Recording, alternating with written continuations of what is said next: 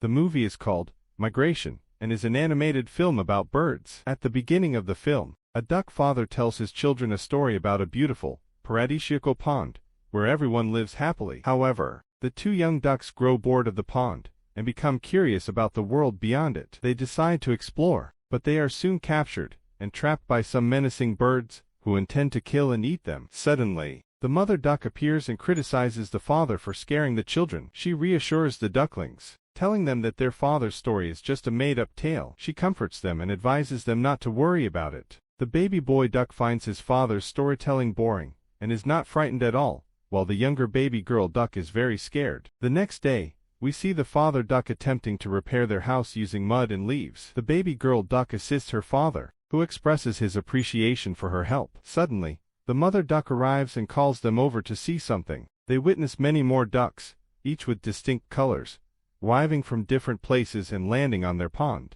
These new arrivals are migratory birds headed to Jamaica. The mother duck is thrilled to see the new ducks, but the father duck is not. Their two ducklings are excited to meet the newcomers, who invite them to join in their migration. Both the ducklings and the mother duck are eager to join them, but the father duck is annoyed by the offer and leaves the pond in frustration. Once the new ducks depart from the pond, the mother duck and father duck engage in a disagreement about migration. Later that night, the father duck unexpectedly encounters Uncle Dan, an elderly duck, who advises him to consider migrating with his family. After the conversation, the father duck agrees to go on a migration. On the next day, the whole family with Uncle Dan starts their migration. For the first time, the two babies are seeing the outside view of their ponds, and they are very happy. All are happy while flying. Suddenly they encounter a heavy rain with lightning, so they take shelter under something like a bridge made of wood and bamboo. Suddenly a giant bird comes there and offers to stay the night at her house. Although they were not interested, they took shelter from the giant bird. At night there were some very interesting events.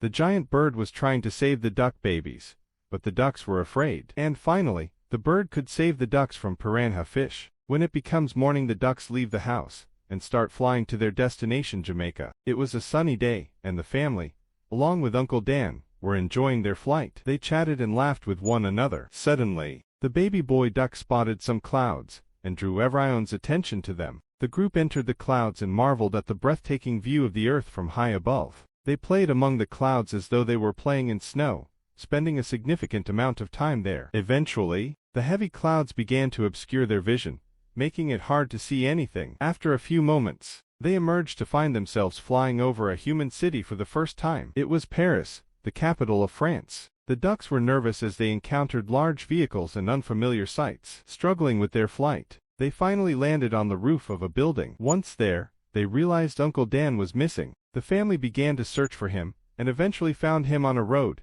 in a playful argument with some pigeons over a sandwich. There were many pigeons around Uncle Dan, who was alone, so the father duck decided to help him. While aiding Uncle Dan, he insulted the pigeons by calling them trashy vermin. Suddenly, an angry voice echoed from a nearby tunnel, demanding, "Who said that? Who said that?" All the birds froze and pointed at the father duck. The new arrival was an old lady pigeon with an angry yet comical expression. She was, in fact, the leader of the pigeon group. The pigeon leader criticized the ducks, accusing them of entering their territory and stealing their food. As the argument escalated, the mother duck stepped in to mediate the situation. She divided the sandwich into two parts, giving one to the pigeons and the other to Uncle Dan. Initially, the leader pigeon was reluctant to accept the offer, but after a friendly and charming negotiation with the mother duck, she eventually agreed to the arrangement. The ducks and the leader pigeon soon became good friends. The mother duck explained to the leader pigeon that they were lost and needed to find their way to Jamaica. The pigeon then told them she knew someone who could help them navigate to Jamaica. The pigeon led them to the roof of a building and guided them inside using the building's ventilation system. They arrived in a large room,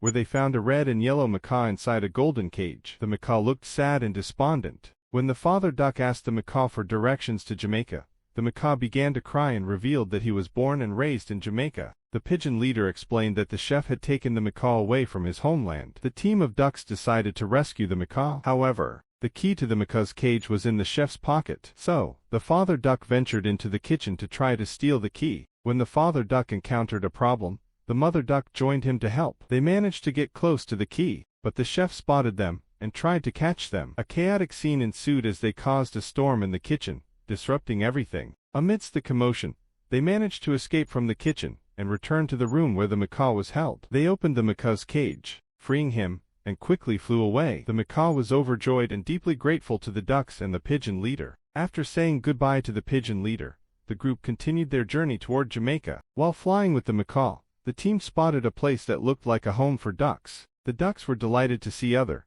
ducks being well cared for by humans and decided to join the group to enjoy the setting. However, their happiness was short-lived when the chef arrived to purchase all the ducks from the owner. The accommodation was actually a farm where healthy ducks were raised for human consumption, but the ducks didn't know this. With the father duck's guidance, the group managed to escape from the chef and the farmer. As they took flight, the baby boy duck of the story was injured and couldn't fly on his own. The father duck carried his son to safety as they escaped. At night, while the ducks were resting, the angry chef took out his helicopter to search for the duck group and finally found them sleeping. Before the ducks could escape to safety, he captured them. However, the baby boy and girl duck managed to hide and avoid capture. As the chef flew away with the other ducks, the two baby ducks were deeply saddened. The boy duck, hindered by his injury, found some macaw feathers on the ground. He attached them to his body, giving him the ability to fly. They used this newfound ability to rescue their parents, and then freed all the other ducks from the chef. After escaping the chef, the group began flying but were exhausted,